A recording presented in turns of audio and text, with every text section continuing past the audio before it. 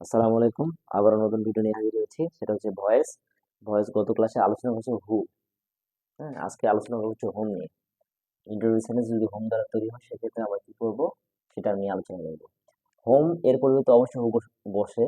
হ্যাঁ, দেন হচ্ছে tense person অনুযায়ী ভার্ব বসবে, দেন হচ্ছে মোট ভার্ব ভিতরে ফর্ম, বায়ুযোগে সাবজেক্ট অবজেক্ট, লাস্টে এটা প্রশ্নবোধক চিহ্ন হবে। ফর এক্সাম্পল দিয়েছি, আমরা হোম থাকলে কি লিখবো প্রথমে? হু। আচ্ছা, লিখলাম। এটা লিখে তারপর টেন্স বা পার্সন যে ভার্ব, এটা কোন টেন্স? এটা হচ্ছে পাস্ট টেন্স, তাই ওয়াজ আসবে।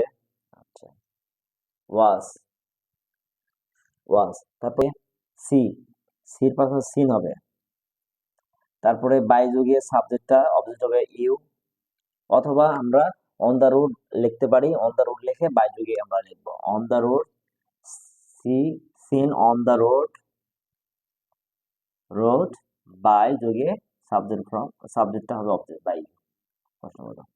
আমি আরেকটা এক্সাম্পল দিয়েছি বোঝার জন্য। হোম, হোম থাকলে কি লিখবো আমরা প্রথমে? হু। আচ্ছা, এটা কোন টেন্স? Present continuous tense. সাহায্য কি আসবে? ইজ। কেন? এর বাকি পড়া third person singular form is. তারপর কি করব? বিং, বিংটা আসলো, এই আইএনজিটা ইন চলে আসলো, বি মূল ভার্বের সাথে যুক্ত করেছে। টিজ থাকলে টিজের ফার্স্ট ফর্ম হচ্ছে কি হবে? টট, টট। পর অংশ দিয়ে দেব ইংলিশ বাই কি থাকলে him।